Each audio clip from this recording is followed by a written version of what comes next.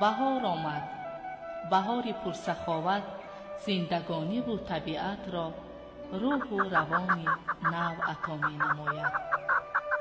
بابای دهقان و اطراف نگریسته امید می بندد به فیض و برکت دسترخوان، رزق و روزی فرزندان. شکر می گوید با تحمل، اندیشه و اخلاص، نیتی پاک و آرزوها. بهار هر سال می آید، ولی طبیعتش این است که ما انسانها را هرگز ترک نمی گوید و از خود در همه جا نقشه و نشانی می گذارد.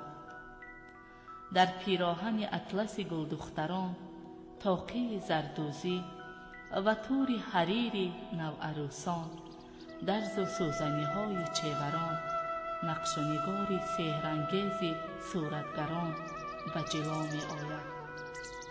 ای آدمان، بهار فرا آمده است.